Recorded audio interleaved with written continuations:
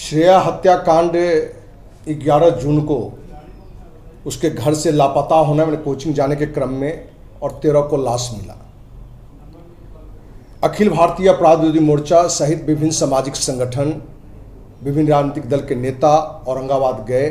और इस मुद्दे पर प्रशासन पर एक बड़ा दबाव बनाया गया कि 16 वर्षीय श्रेया, जिसके साथ दुष्कर्म करके हत्या करके नहर में फेंक दिया गया है। हम कहें कि प्रशासन दबाव में या बिहार सरकार के मुखिया नीतीश कुमार भी दबाव में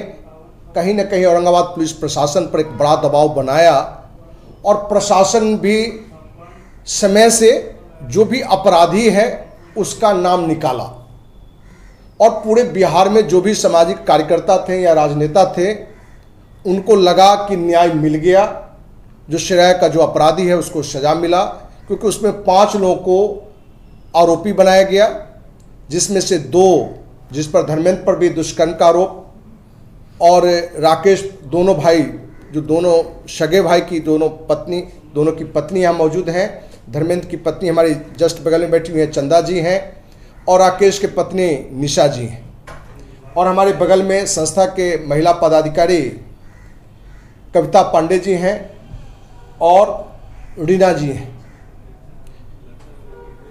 इन सारी जानकारी जो अभी हमने बात की है इन लोगों से भी या पहले भी, इस पर अखिल भारतीय अपराध विरोधी मोर्चा काम कर रहा है कि आखिर क्या कारण है।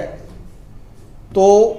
ये छन कर बात आई है कि कहीं ना कहीं मुख्यमंत्री नीतीश कुमार के दबाव में, विभिन्न सामाजिक संस्था और राजनीतिक दल के दबाव में पुलिस प्रशासन ने निर्दोष को गिरफ्तार कर लिया है। जिनको दुष्कर्मी बताया गया है, जिनको हत्यारा बताया गया है, वो कहीं से इस अपराध में है ही नहीं। और ये दर्शाता है कि इस घटना का जो बड़ा मगरमच्छ है, जो राजनीतिक संरक्षक में प्राप्त है, जिस कारण से प्रशासन उस पर नहीं हाथ डाल के ऐसे निर्दोष लोगों को बिना साक्ष्य के दुष्कर्मी हत्यारा बता के जेल भेज दिया गया है, जो कहीं से इसमें है ही नहीं। उसका सबूत क्या है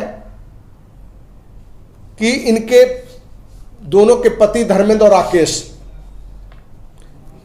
इनके ससुर दिलीप सिंह जी को थानाध्यक्ष का फोन आया था कि आपके बेटे से हमें पूछताछ करनी है, और 27 जून को ये अपने दोनों बेटे के अपनी गाड़ी से थाना भेजते हैं और उस रात में थाना से उन दोनों को नहीं छोड़ा गया और बेरहमी से उनको काफी पीटा गया, उल्टा टांग करके मुंह में लाल मिर्च दिया गया और कहा गया कि यदि इस मारपीट से बचना है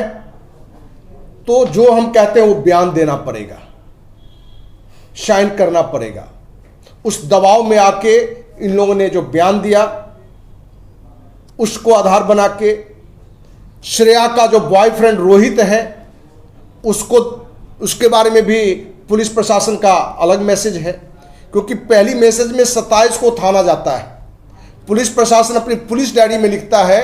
कि 28 तारीख को पुलिस को देख के दोनों भाई भागता है तो पुलिस पकड़ा है। तो यही एक बड़ा मतभेद आ जाता है कि 27 को अपनी इच्छा से वो थाना गया है, जो थाना के सीसीटीवी में रिकॉर्ड होगा, और पुलिस कहती है कि 27 ने 28 को हम पुलिस घेर के पकड़ी। तो यही एक डिफरेंस हो गया।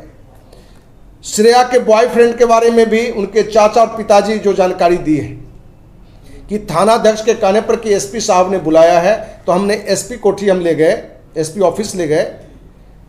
और 5 दिन पहले इन लोगों ने पुलिस डायरी में देखा है कि उसके बारे में भी बताया गया है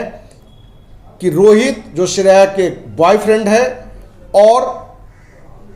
श्रुति की मां, श्रुति श्रेया की सहेली है, ये तीनों पुलिस को देखा तो ये भी भागा और हमने पकड़ा।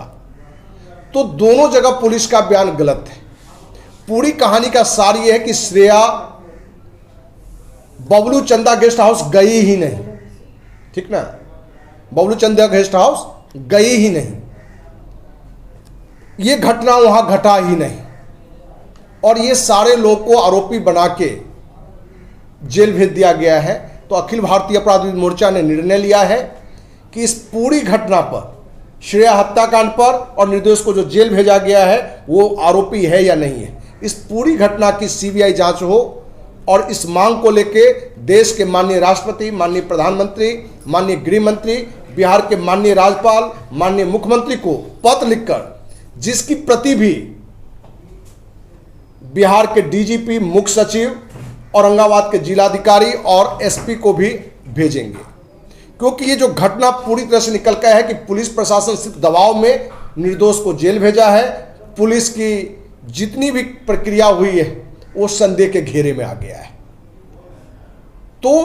श्रेया को न्याय दिलाने के, निर्दोष को सजा दिला देना, ये कौन सी न्याय है? इसलिए अखिल भारतीय अपराधी मोर्चा इस पूरी घटना का दूध पानी के निकल के आए। आप मीडिया का भी हम साथ चाहेंगे और देशवासियों का भी साथ चाहेंगे कि इस मुद्दे पर ज़्यादा से ज़्यादा लोगों तक ये आवाज़ उठे कि हमारी जो 2 बहन बगल में हैं, जिनके दोनों को पति को, एक के पति को तो दुष्कर्मी ही बता दिया गया है और दोनों को हत्यारा बताया गया है। धर्मेंद्र की पत्नी बगल में है चंदा, इनके 3 बेटी हैं। अब उनके जीवन की भी बात है और निर्दोष रहते हुए कोई जेल में रहे, दुष्कर्म की कलंक भोगे, सजा भोगे, ये कहां से न्याय है? हम चाहेंगे कि आप लोगों से धर्मेंद्र की पत्नी और राकेश की पत्नी से भी अपनी बात आप जान सकते हैं।